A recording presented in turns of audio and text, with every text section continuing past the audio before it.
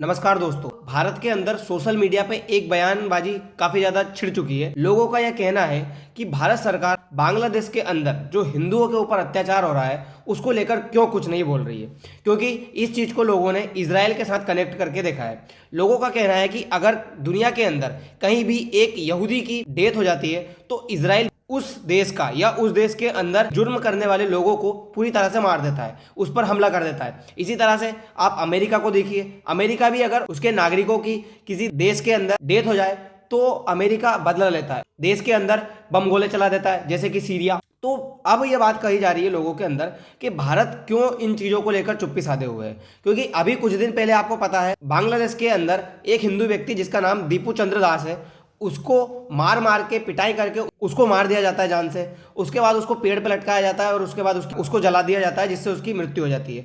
वहीं दूसरा एक और हिंदू व्यक्ति है जिसको इसी तरह से मार मार के जला दिया गया, मार दिया गया। ये सारी चीज़ें चलती रह रही है, फिर भी भारत सरकार इस चीज़ के बीच में क्यों नहीं आ रही है? भारत सरकार क्यों इस चीज को लेकर आवाज नहीं उठा रही है? बांग्लादेश के खिलाफ चुप्पी क्यों साधे हुए है?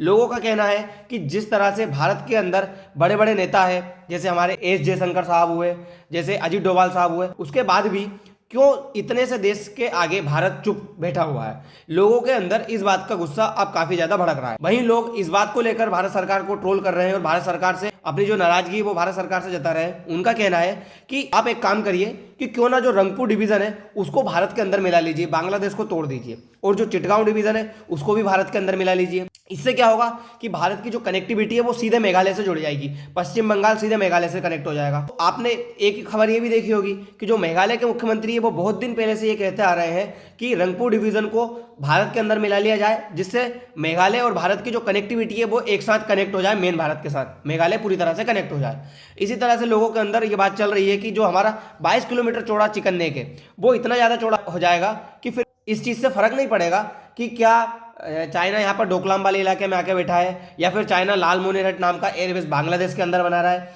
इस चीज़ से भारत को दिक्कत नहीं जाएगी और जो नॉर्थ ईस्ट वाले राज्य हैं हमारे वो पूरी तरह से सिक्योर हो जाएंगे। वहीं आप एक व्यक्ति का नाम सुना होगा आपने, हाफिज सईद, जो कि पाकिस्तान की तरफ से, उसने थोड़े दिन पहले एक बयान दिया था, एक मतलब भारत के खिलाफ बयान दिया था, जिसमें उसने कहा था कि आने वाले समय में आप ये मत सोच कर रहिएगा कि इस तरफ से पश्चिम की तरफ से यानी कि पाकिस्तान की तरफ से भारत के ऊपर हमले होंगे। आने वाले समय में भारत के ऊपर जो हमले हैं वो पूरब की ओर से, मतलब कि बांग्लादेश की तरफ से अब हमले होने लगेंगे। मतलब आप देख सकते हो पाकिस्तान किस तरह से बांग्लादेश को अपने फायदे के लिए यूज कर रहा है और किस तरह से बांग्लादेश पाकिस्तान के बहकावे में आकर भारत के साथ जो दुश्मनी है वो मोल ले रहा है, क्योंकि भारत के साथ बांग्लादेश की जो 80% सीमा है वो पूरी तरह से भारत के साथ लगी हुई है। मतलब तीनों ओर से वो भारत के साथ घिरा हुआ है। उसका कुछ हिस्सा ही म्यांमार के साथ लगा हुआ है और बाकी का फिर आप जानते हो बे ऑफ बंगाल से उसका हिस्सा लगा हुआ है। वहीं हेमंत बिस्वा की तरफ से एक बयान सामने निकल कर आया है जिसने सोशल मीडिया पे काफी ज्यादा बहस छेड़ दी है। हेमंत बिस्वा ने यह कहा है कि थोड़े दिन के बाद जो असम है वो पूरी तरह से बांग्लादेश बन जाएगा। अब इस बयान के मतलब लोगों ने अलग अलग तरीके से निकाले। हम इस बयान को पूरी तरह से डिटेल में देखते हैं। आप लोगों ने सुना होगा लेकिन आपने थोड़ा आधा अधूरा सुना होगा। मैं आपको पूरा इसका इतिहास बताता हूं कि ऐसा इस वजह से क्यों कहा गया था। दोस्तों आप जानते हो असम के अंदर क्या है, 40% से ऊपर जो है वो बांग्लादेशी घुसपैठी आकर रह रहे हैं। अब ये 40% से ऊपर बांग्लादेशी घुसपैठी रह रहे हैं, मतलब मान लीजिए 100 लोग पूरी तरह से असम के अंदर रह रहे हैं, जिसमें से 40 तो बांग्लादेशी घुसपैठी हो गए, बचे 60। और 60 में से क्या है, अगर 10% इनका इसी तरह से बढ़ता रहा, ये घुसपैठिए इसी तरह से आते रहे, तो 10 और हो गए तो कितने हो जाएंगे ये 50। मतलब 50 ही ये और 50 ही हमारे भारत वाले, तो मूल निवासी तो सिर्फ 50 ही रह जाएंगे, आधा आधा दोनों को हो जाएगा। इस तरह से उनका कहना है कि आने वाले समय में ये जो घुसपैठिए हैं ये असम को पूरी तरह से अपना बांग्लादेश बना देंगे। ये आप जिला देख रहे हो असम का, ये डुबरी जिला, यहाँ पे सबसे ज्यादा घुसपैठिए पाए जाते हैं। यूं तो पूरी तरह से असम में पाए जाते हैं वो, लेकिन इस जिले में सबसे ज्यादा वो पाए गए हैं। इनका कहना है कि पहले तो वो यहाँ पे काम धंधे की तलाश में आए थे, उसके बाद उन्होंने क्या किया, उन्होंने यहीं की महिलाओं से विवाह कर लिया, उसके बाद उनके बच्चे यहीं पे होने लगे, जिस वजह से उनकी जो पॉपुलेशन है वो यहाँ पे बढ़ने लगी। अभी आप जानते हो असम के अंदर अभी एसआईआर नहीं हुआ है। अगर असम के अंदर एसआईआर होगा तो इन लोगों को भी निकाल के बाहर फेंका जाएगा, जिस तरह से पश्चिम बंगाल और बिहार के अंदर से सफाया हुआ है। हेमंत बिस्वा का कहना इस तरह से माना गया है। वहीं आपने कहावत सुनी होगी कि रस्सी जल गई लेकिन उसका बल नहीं गया। यह कहावत पूरी तरह से पाकिस्तान के ऊपर लागू होती है, क्योंकि पाकिस्तान एक तरह से तो कटोरा लेकर भीख मांग रहा है। हर तरफ से आप देख सकते हो अमेरिका के साथ जाकर वो लोन सैंक्शंस करवा रहा है, लोन पास करवा रहा है, आईएमएफ से लोन ले रहा है, और दूसरी तरफ इस तरह के बयान देता है कि आप ये समझिए यही सुपर पावर हो एशिया के अंदर। चाइना और भारत तो कुछ हो ही नहीं, क्योंकि इसने बांग्लादेश और पाकिस्तान के बीच में, यानी कि ये दो भिखारियों के बीच में एक डील साइन हुई है मिलिट्री डिफेंस पैक्ट को लेकर। इनका कहना है कि अगर पाकिस्तान के ऊपर किसी तरह का हमला होता है तो बांग्लादेश उनकी हेल्प करेगा, और अगर बांग्लादेश के ऊपर किसी तरह का हमला होता है तो पाकिस्तान इनकी हेल्प करेगा। यानी कि एक भिखारी दूसरी भिखारी की हेल्प करने को तैयार हुए हैं। ये इस तरह का एक पैक्ट इन्होंने साइन किया है। उसके बाद पाकिस्तान के जो इस समय प्राइम मिनिस्टर है शहबाज शरीफ, उनकी पार्टी से एक व्यक्ति बिलोंग करता है मुस्लिम लीग से, जिसका नाम है सईद उस्मानी। उसने एक बयान दिया, भड़काऊ बयान दिया है, जो कि भारत के अगेंस्ट माना जा सकता है। उसका कहना है कि अगर भारत वालों ने कुछ भी हो बांग्लादेश के खिलाफ कोई कार्रवाई करने की कोशिश की तो हम भारत के ऊपर मिसाइल दाग देंगे। भारत के ऊपर मिसाइल दागने के लिए हम पूरी तरह से तैयार बैठे हुए हैं और कुछ ही पल में भारत को हम खत्म भी कर देंगे। इसका इस तरह का ये बयान दिया गया। उसके बाद में इसने ये भी कहा कि बांग्लादेश वाले सब लोग जो है वो हमारे भाई है, और अगर ज़रूरत लगी तो भारत के ऊपर न्यूक्लियर वेपन की भी हम यूज़ कर सकते हैं। पाकिस्तान पूरे जो 57 मुस्लिम कंट्री है उनका लीडर बनना चाहता है। उनको इसी बात से लेकर उनको अपने तरफ करना चाहता है कि अगर तुम्हारे ऊपर किसी भी तरह की दिक्कत आई या तुम्हारे ऊपर किसी भी तरह का किसी दूसरे देश ने हमला करने की कोशिश की तो हमारा जो न्यूक्लियर वेपन है वो आपकी हेल्प करेगा। हम न्यूक्लियर वेपन लेकर आपके साथ दूसरे देश के खिलाफ, आपके दुश्मन के खिलाफ लड़ने के लिए आएंगे। इसी तरह से इसने बांग्लादेश को भी ये बात का आश्वासन दिया है कि हम आपके साथ लड़ेंगे अगर आपकी भारत के साथ युद्ध होता है। जबकि भारत के लिए इन दोनों देशों को हैंडल करना कोई बड़ी बात नहीं है। दूसरी बात, इसी तरह का पैक्ट इसने सऊदी के साथ भी किया था, लेकिन सऊदी के साथ जो पैक्ट किया था वो अभी आपने देखा होगा ऑपरेशन सिंदूर के टाइम पे सऊदी ने किसी भी तरह की पाकिस्तान की हेल्प नहीं की थी। तो ये चीज़ें एक समझ में आ गई कि ये जो इनका पैक्ट है सऊदी के साथ वो सिर्फ एक ऑन पेपर है, फील्ड पर ये किसी तरह से इसका जो नज़ारा है देखने को नहीं मिला है। वहीं मैं आपको एक खबर बता रहा हूं जो कि काफ़ी ज़्यादा शॉकिंग खबर है, आपने शायद ये सुनी नहीं होगी। ये आप पश्चिम बंगाल का मैप देख सकते हो। इस पश्चिम बंगाल के मैप में आप एक ये जो इसका जिला है ये देख सकते हो, जिसका नाम है नॉर्थ परगाना। ये नॉर्थ परगाना जो जिला है यह यहाँ पर बांग्लादेश के साथ लगा हुआ है। यहाँ पर क्या है, यहाँ पे एक सुरंग पाई गई है, नीचे से निकली गई है, और ये जो सुरंग है ये है पश्चिम बंगाल के अंदर से होके, मतलब बांग्लादेश के अंदर ये सुरंग गई हुई है। और ये जो सुरंग है ये टीएमसी के एक नेता जिनका नाम है सद्दाम, इनके घर पे ये पाई गई है। मतलब इनके घर से ये सुरंग निकलती है और बांग्लादेश के अंदर ये सुरंग जाती है। और लोगों का ये मानना है कि ममता बनर्जी जो है वो अपने वोटर्स को बांग्लादेश के अंदर से बुलवाती है इस सुरंग के माध्यम से, और यहाँ पे जो है वोटिंग करवाती है।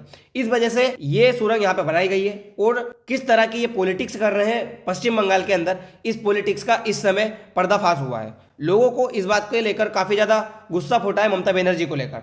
तो ममता बनर्जी से सवाल पूछा गया कि आप इस तरह की चीज़ें क्यों कर रही है, तो उन्होंने एक जवाब दिया, जो तार फेंसिंग है या जो बॉर्डर है उसकी जो सिक्योरिटी है, जो बॉर्डर है वो इंटरनेशनल सिक्योरिटी के अंतर्गत आ जाती है, तो उसकी जो सिक्योरिटी है वो भारत सरकार करेगी, ना कि पश्चिम बंगाल सरकार। चलो इस बात को हमने मान लिया, लेकिन इन्होंने भारत की जो बीएसएफ है, जो हमारे सेना के अधिकारी है, उनके ऊपर डोल दिया। ममता बनर्जी का कहना है कि ये चीज़ें हम नहीं कर रहे, ये जो बीएसएफ के जवान हैं यही उन लोगों को यहाँ पे आने दे रहे होंगे, इसीलिए तो वो यहाँ पे आ रहे हैं। मतलब ये जो सद्दाम के यहाँ पे सुरंग मिली है, इस चीज़ को एक्सेप्ट करने की बजाय ये क्या कर रहे हैं, ये ममता बनर्जी का कहना है कि जो हमारे जवान है गलती इनकी है, ये लोग ही यहाँ पर इन लोगों को आने दे रहे हैं। फिर ममता बनर्जी से ये कहा गया कि आप ठीक है जो तार फेंसिंग है वो पूरी तरह से करने दीजिए, जो बॉर्डर है उसको फिर केंद्र सरकार है उसको लॉक करने दीजिए, लेकिन ये उस चीज़ को भी लॉक नहीं करने दे रही, पूरी बॉर्डर को बंद नहीं करने दे रही है, फेंसिंग करने से मना कर रही कि नहीं आप यहाँ पे तार फेंसिंग नहीं कर सकते, ये आप पश्चिम बंगाल के लोगों के साथ अत्याचार कर रहे हो। मतलब पश्चिम बंगाल के लोगों के साथ किस तरह से अत्याचार हो रहा है ये तो ममता बनर्जी ही समझ सकती है।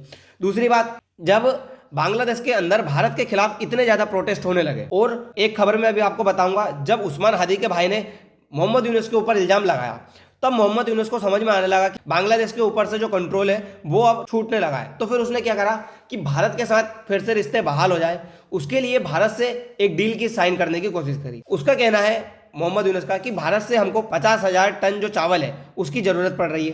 क्यों ज़रूरत पड़ रही है? क्योंकि बांग्लादेश के अंदर खाने की दिक्कत उत्पन्न हो रही है। मैंने आपको एक वीडियो में पहले ही बताया था कि अगर बांग्लादेश ज़्यादा भारत के साथ दुश्मनी मोल लेगा तो आने वाले समय में बांग्लादेश को खाने के भी लाले पड़ सकते हैं, क्योंकि भारत अपने तरफ से बहुत ज़्यादा मात्रा में चावल जो है बांग्लादेश को भेजता है और खाने पीने की बहुत सारी चीज़ें बांग्लादेश को दी जाती है। अगर बांग्लादेश इसी तरह से चलता रहा तो बांग्लादेश के यहाँ पे खाद्यान्न संकट उत्पन्न हो जाएगा, और ये उत्पन्न ही होने लगा है, जिसी के चलते अब बांग्लादेश चाहता है कि भारत के साथ जो चावल की डील है वो हो जाए। और सबसे बड़ी बात यह है कि इंडियन गवर्नमेंट ने इस डील को मंजूरी भी दे दी है। मतलब अब हम भारत से बांग्लादेश को ये चीज़ें पहुँचाएंगे।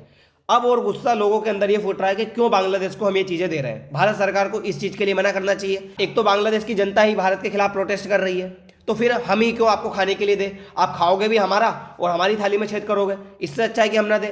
लेकिन फिर भी भारत सरकार ने इस चीज़ को लेकर डील कर ली है। इस बात को लेकर भी भारत के लोगों में गुस्सा काफ़ी ज़्यादा फूटा हुआ है प्रधानमंत्री मोदी और उनकी सरकार के खिलाफ।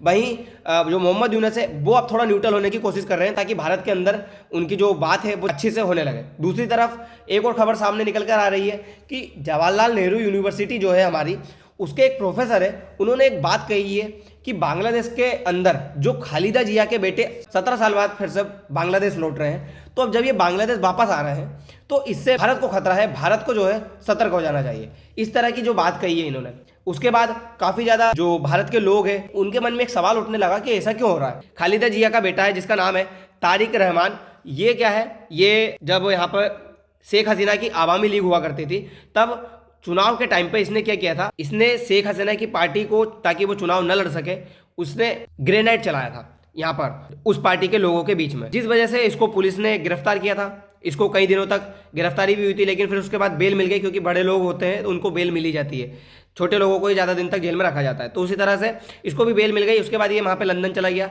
अब जब शेख हसीना की पार्टी चली गई है, उसके बाद इसको लगा कि क्यों ना हम वापस आए और फिर से सरकार बनाने की कोशिश करें, क्योंकि लोगों को ये लग रहा है बांग्लादेश के कि मोहम्मद यूनुस से तो कहीं ज़्यादा, मतलब मान लीजिए ये बेहतर होगा, लेकिन ये भारत के लिए बेहतर नहीं होगा, क्योंकि ये मोहम्मद यूनुस की तरह ही कट्टर इस्लामिक है। इसका मानना है ये भी जो जमात है ना उसके सपोर्ट में है, उसी तरह से मतलब मान लीजिए ये भारत को प्रॉब्लम देगा। इसीलिए भारत के अंदर चिंता बढ़ी है।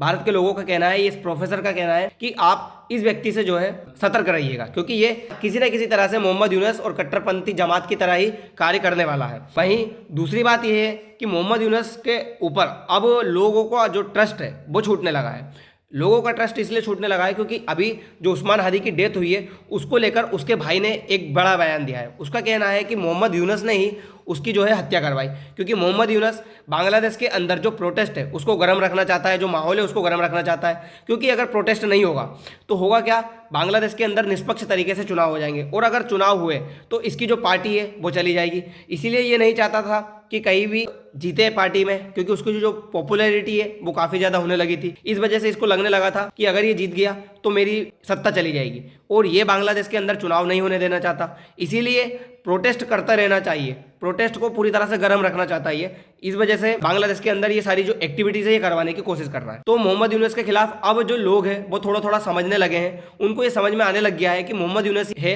जो बांग्लादेश को पूरी तरह से बर्बाद करना चाहता है। तो आज तक की जो अभी तक की सारी जो न्यूज़ थी, मैंने आपको बांग्लादेश से रिलेटेड सारी खबरें बताई है। अगर आपको वीडियो अच्छी लगी हो तो प्लीज़ लाइक जरूर करिएगा। दोस्तों फिलहाल के लिए इतना ही, मिलते हैं अगले वीडियो में। धन्यवाद।